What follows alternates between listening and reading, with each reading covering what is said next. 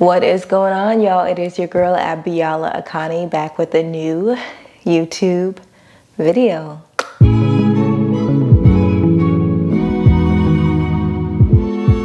What is going on, y'all? I hope that you were taking up the practices to support you in feeling good in your life and in your body.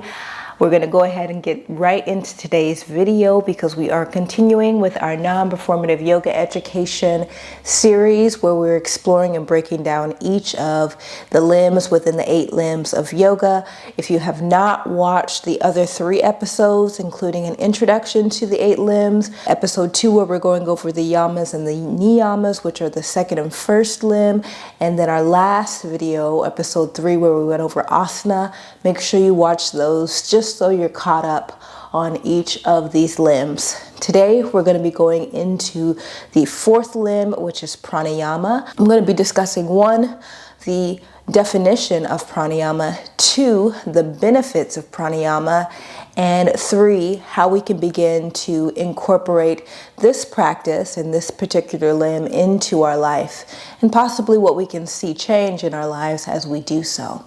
So let's go ahead and get started.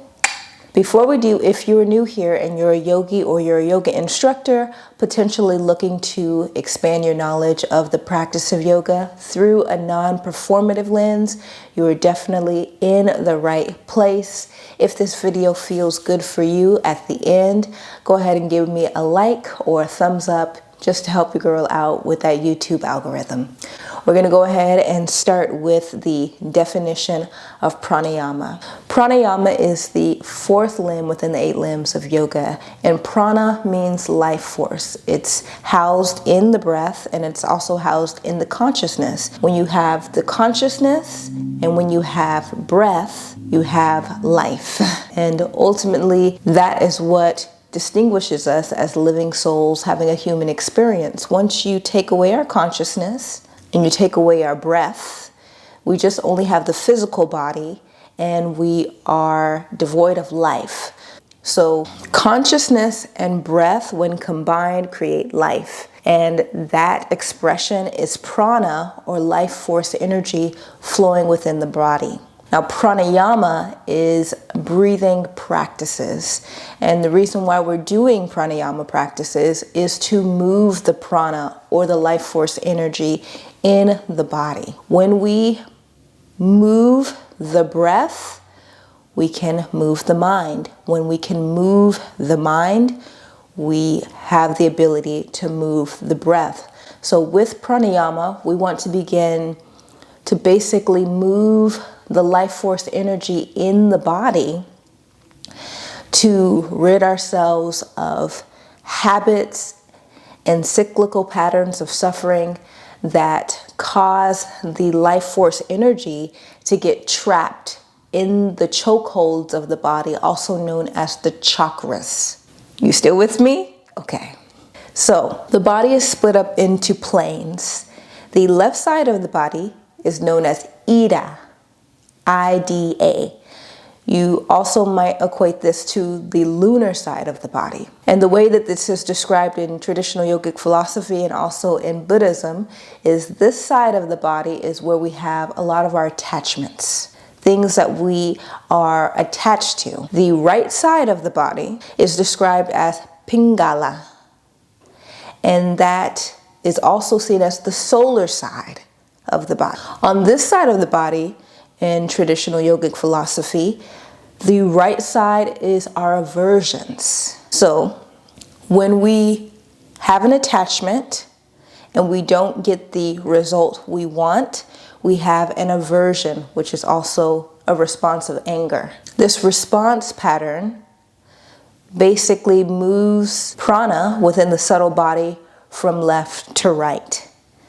And it kind of ricochets from the left and the right side. Instead of moving through the central channel, what we want to see happen when it comes to the prana and the life force energy within our body is for it to move through our central channel clearly, so it's moving through the heart and activating through our 3rd eye, which is our Sushumna.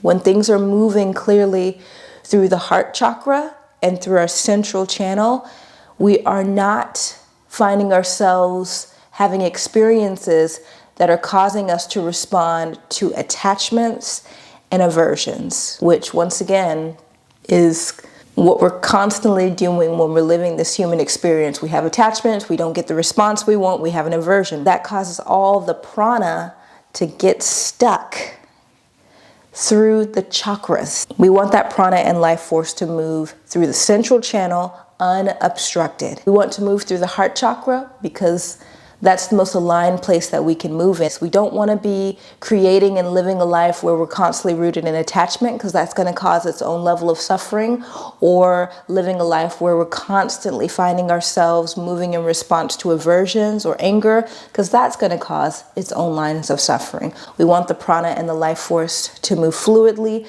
through the central channels. We can eliminate our own suffering and begin to really experience personal freedom.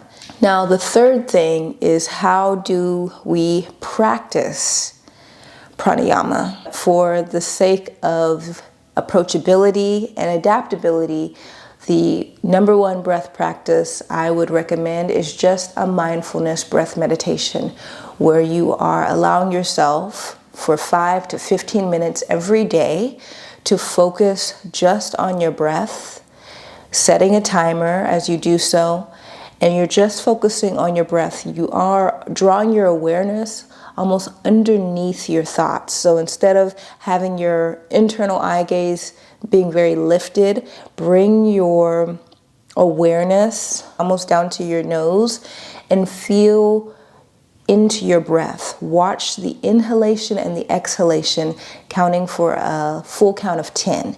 If the thoughts start to come in throughout that count, you come back to 1, and you come back to 1, and you come back to 1.